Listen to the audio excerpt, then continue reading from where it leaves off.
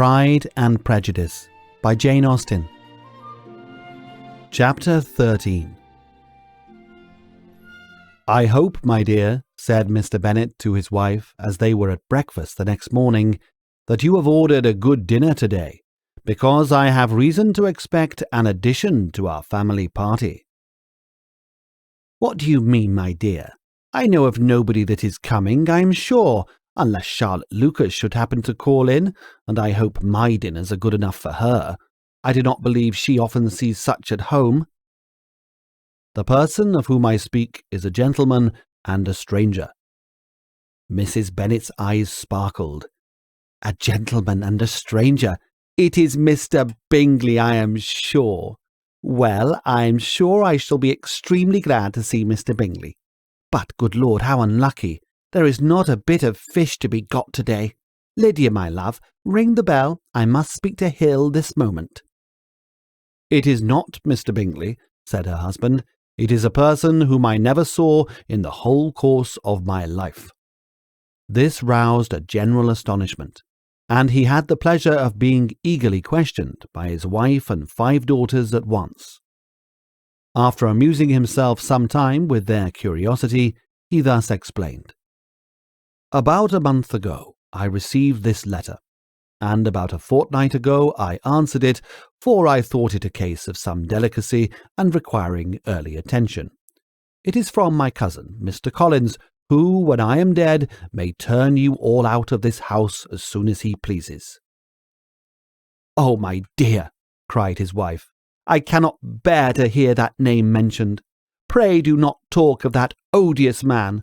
I do think it is the hardest thing in the world that your estate should be entailed away from your own children, and I am sure if I had been you, I should have tried long ago to do something or other about it." Jane and Elizabeth tried to explain to her the nature of an entail. They had often attempted to do it before, but it was a subject on which Mrs. Bennet was beyond the reach of reason, and she continued to rail bitterly against the cruelty of settling an estate away from a family of 5 daughters and in favour of a man whom nobody cared anything about. "It certainly is a most iniquitous affair," said Mr. Bennet, "and nothing can clear Mr. Collins from the guilt of inheriting Longbourn. But if you will listen to his letter, you may perhaps be a little softened by his manner of expressing himself." "No, that I am sure I shall not, and I think it is very impertinent of him to write to you at all, and very hypocritical. I hate such false friends. Why could he not keep on quarrelling with you, as his father did before him?" "Why, indeed, he does seem to have some filial scruples on that head, as you will hear." Hunsford, near Westerham, Kent, 15th of October. "Dear Sir, the disagreement subsisting between yourself and my late honoured father always gave me much uneasiness, and since I have had the misfortune to lose him, I have frequently wished to heal the breach.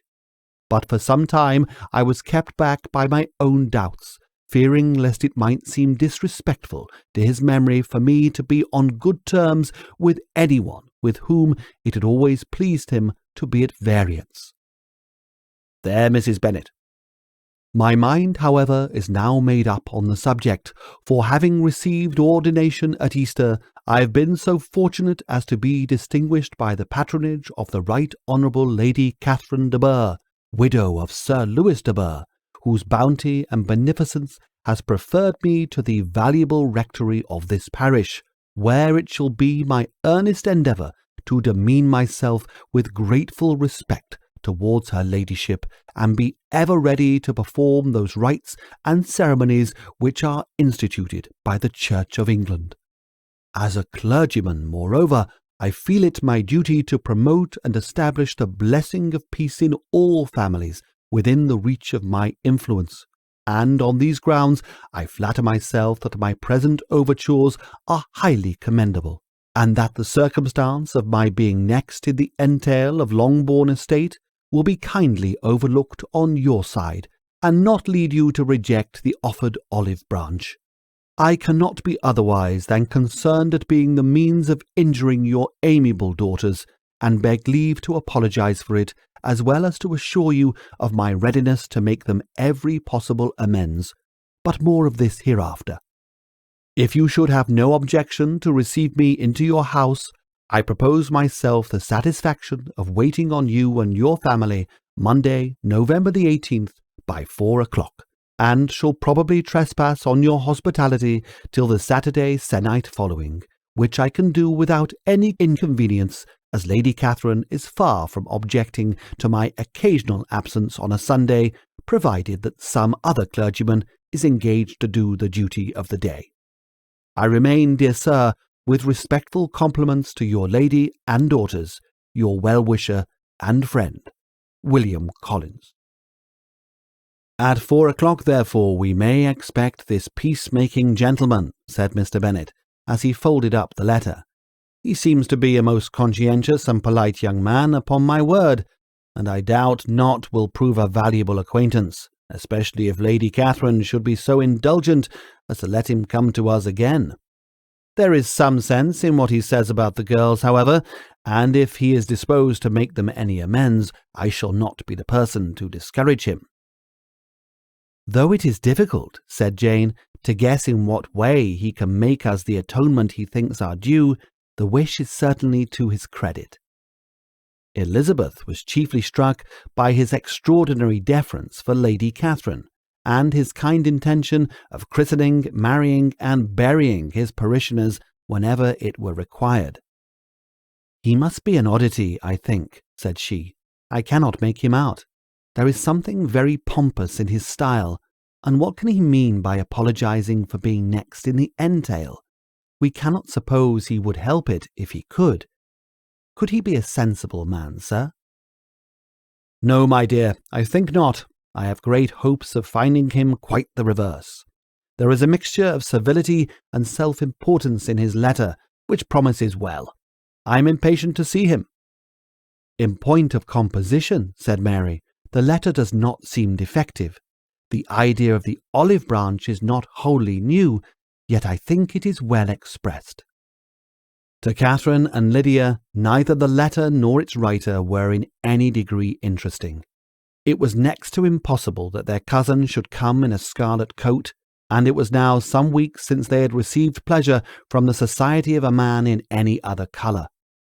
As for their mother, Mr. Collins's letter had done away much of her ill will, and she was preparing to see him with a degree of composure which astonished her husband and daughters. Mr. Collins was punctual to his time, and was received with great politeness by the whole family. Mr. Bennet indeed said little, but the ladies were ready enough to talk, and Mr. Collins seemed neither in need of encouragement nor inclined to be silent himself. He was a tall, heavy-looking young man of 25. His air was grave and stately, and his manners were very formal. He had not been long seated before he complimented Mrs. Bennet on having so fine a family of daughters, said he had heard much of their beauty, but that in this instance fame had fallen short of the truth, and added that he did not doubt her seeing them all in due time disposed of in marriage. This gallantry was not much to the taste of some of the hearers, but Mrs. Bennet, who quarrelled with no compliments, answered most readily. You are very kind, I am sure, and I wish with all my heart it may prove so, for else they will be destitute enough. Things are settled so oddly. You allude perhaps to the entail of this estate? Ah, sir, I do indeed. It is a grievous affair to my poor girls, you must confess. Not that I mean to find fault with you, for such things I know are all chance in this world.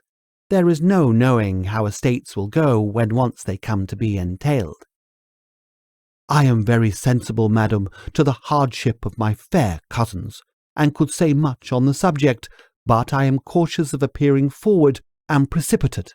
But I can assure the young ladies that I come prepared to admire them. At present I will not say more, but perhaps when we are better acquainted. He was interrupted by a summons to dinner, and the girls smiled on each other. They were not the only objects of Mr. Collins' admiration. The hall, the dining-room, and all its furniture were examined and praised, and his commendation of everything would have touched Mrs. Bennet's heart, but for the mortifying supposition of his viewing it all as his own future property.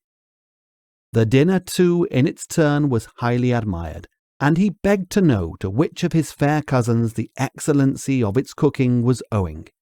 But he was set right there by Mrs. Bennet, who assured him with some asperity that they were very able to keep a good cook, and that her daughters had nothing to do in the kitchen.